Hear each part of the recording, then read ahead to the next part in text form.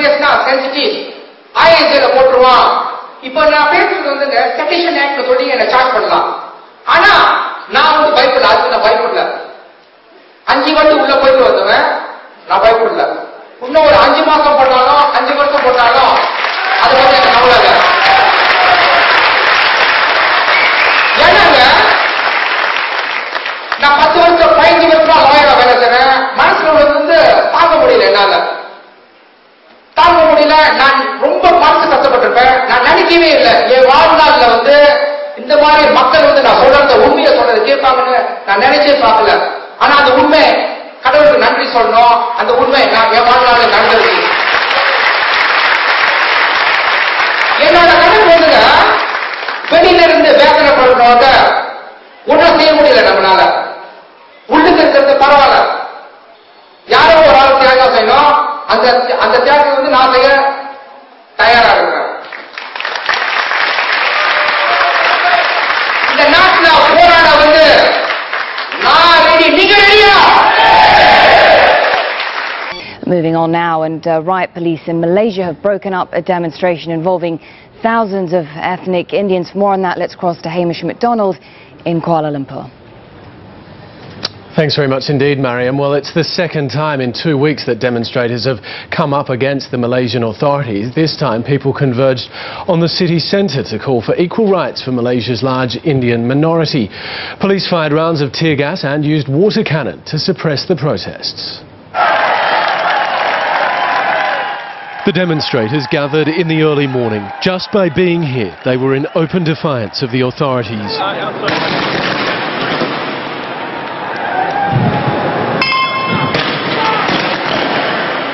Restraining orders had been issued to deter anyone from turning up. The government had declared this illegal. Still, thousands came to take part in the demonstrations, protesting the colonial policies of Britain. Ethnic Indians wanted to deliver a petition to the British High Commission, but in reality, with warnings defiance would not be tolerated, this became a demonstration against the government. Under the shadow of the Petronas Towers, the symbol of modern Malaysia, thousands were dispersed, the stinging tear gas leaving no option but to move on. The police have just fired tear gas again for the second time in just a couple of minutes. The protesters are scattering. Large pockets of protesters scattered around the centre of town. Unable to march, some simply camped in the street. Ignoring warnings to move on, they were sprayed with water cannon. This time it contained chemicals which stings the eyes and skin. Individuals were targeted for arrest. Many of those taking part angry they weren't allowed to make their point. They treat us like an animal and put it there like a bomb and a gas to spoil our peaceful gathering. Is this a democracy? You should ask them. You should ask them. Basic democracy, we are not allowed to express our dissatisfaction. What bloody democracy are you talking about? The government is sensitive to popular protests. Just 2 weeks ago, tens of thousands had gathered in Kuala Lumpur to call for open elections. Although Sunday's demonstrations weren't as big in terms of numbers, the confrontation lasted several hours. This is only the second major demonstration in a decade. This is the centre of Kuala Lumpur City. As you can see, the riot police are moving in again on the protesters. Surrounding the centre of the city, there are literally probably at least 10,000 people that have gathered for this, what the government describes as an illegal march. Now, the tear gas is being fired at the protesters, but what seems to be turning into a running street battle now because the protesters are throwing the tear gas back. Indians are the third largest ethnic group here. Since independence half a century ago, authorities have worked hard to keep the peace between divergent races. Sunday's demonstrations show that peace sometimes has to be imposed. To p.uthayakumar, he's a legal advisor for the Hindu Rights Action Force and one of the rally's organisers. You were arrested the other day in the lead up to this. Clearly you knew that this was going to turn nasty at some point. Why did you go ahead with the demonstration, given that you knew it was illegal? See, number one, the officer served me the court order, and I told him specifically that I'm going to apply to set it aside.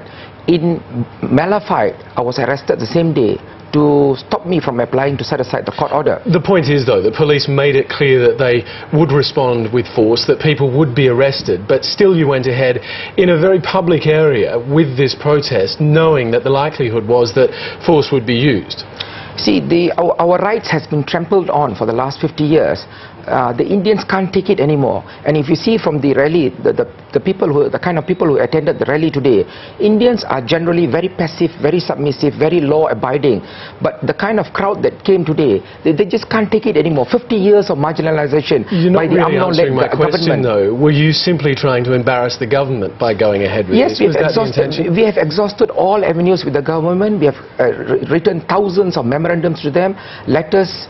We were given them. We have asked for a dialogue. They refused a dialogue. So the last resort is something like this, which has never been done for. But it is difficult for you to make this case, given that Malaysian Indians are represented to a large extent through the Malaysian Indian Congress, which is a member of the ruling coalition. See, the Malaysian Indian Congress president is a mere supervisor in what we call mandos in our country. They just take instructions from UMNO, and their job, for the pay they get, their job is to cheat the Indian community in exchange for the perks that they get. So the Indian community obviously has been shortchanged over the last 50 years, and MIC's representation in Barisan Nasional, in UMNO-controlled Barisan Nasional, has obviously not worked over the last 50 years. Do you take some responsibility for the degeneration of a peaceful protest today into something which involved the use of force? Well, Article 10 provides for right to peaceful assembly without arms, so that was exactly what we were doing today. But some of the members of your protest were clearly goading the police officers that were there. I think that is years of frustrations against the government of Malaysia. Their marginalization, they don't get places in universities, they don't get business opportunities, they do not get skills training institute places, and they do not get business licenses. They are marginalized in every aspect of life. But the fact that they were goading the police somewhat diminishes your argument that it was the police that initiated the use of force. No, perhaps they were expressing their frustrations over 50 years. So you think that's appropriate for people to sort of scream at the faces of police officers? A lot of these youths have been abused, thoroughly abused by the police, being beaten up just on the mere pretext of being suspects. They are being arrested, they're being bashed up, and they're just being let off. No recourse. They do not have money to engage lawyers to fight the police. Also the frustration against the police, against the government, against the whole system actually. Very briefly, did you get your petition through to the High Commission? No, we did not, because the police did not allow us into the High Commission area. So we have decided to forward the petition to Queen Elizabeth in Buckingham Palace in London. All right, get the Queen involved. All right, p.uthayakumar, thank you very much for talking to us.